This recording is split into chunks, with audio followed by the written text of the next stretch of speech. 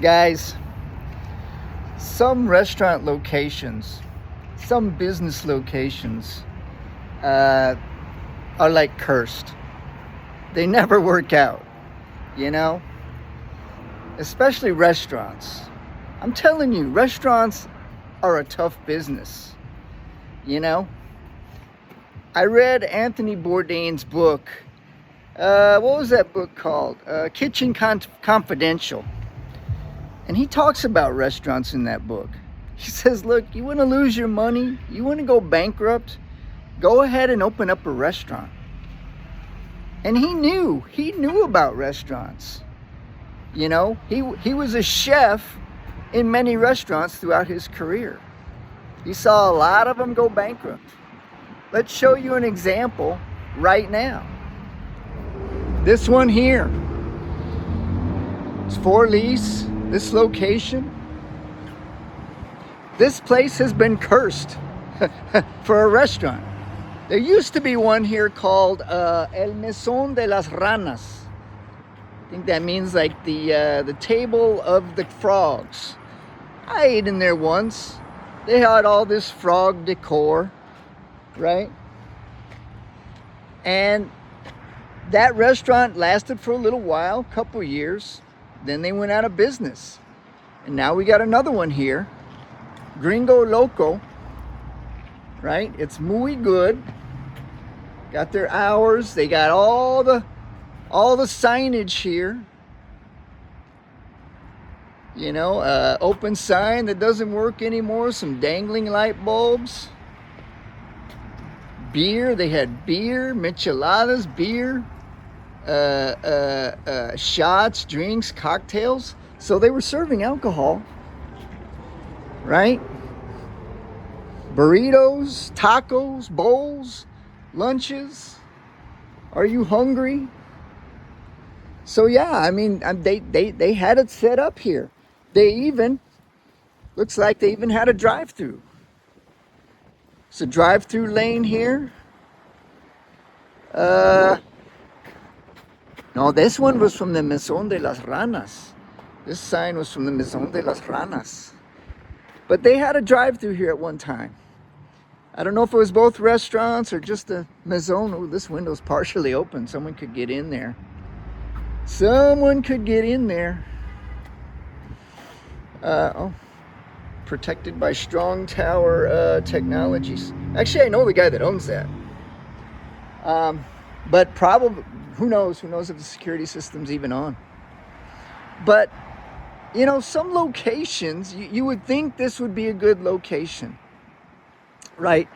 It's in a little strip mall, a small strip mall, right? And at the intersection of two big streets. This is a main street right here. There's a main street over there, and they intersect right there. You would think that it would fly. Now, Little Caesars over there, that works, that flies, you know, but everybody knows Little Caesars. I mean, they got a cheap and quick product that everybody likes. But this location here, I tell you what, the next person that puts a restaurant in here, they're going to be sorry. It just doesn't work. And they had everything that you would think people would like. All the types of food that they like. Mostly Mexican food. You know, alcoholic beverages. You would think. There's plenty of, there's enough parking out here. There's enough parking for their customers. Gas stations over there. It didn't fly, man. Didn't fly. Think about that before you go open up a restaurant. I don't know, man. I think if you open up a restaurant, you really need to know what you're doing. With a restaurant, your customer base is fickle. You have a lot of fixed costs. Electricity, the air conditioning, the coolers.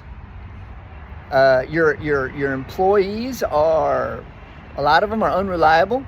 There's a lot of turnover in restaurants. Your product is perishable.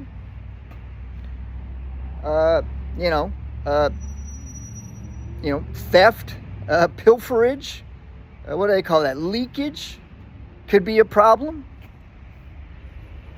And there's so many restaurants to choose from. There's a lot of competition. Whoever put this restaurant up, looks like they spent a lot of money. And, I'm sure it was a really big disappointment, for this to happen. I hate to see that to happen to a business, because obviously someone was trying. But even if your product is good, even if your location is good, or you think it's good, even if you work hard, restaurants are a tough business, man.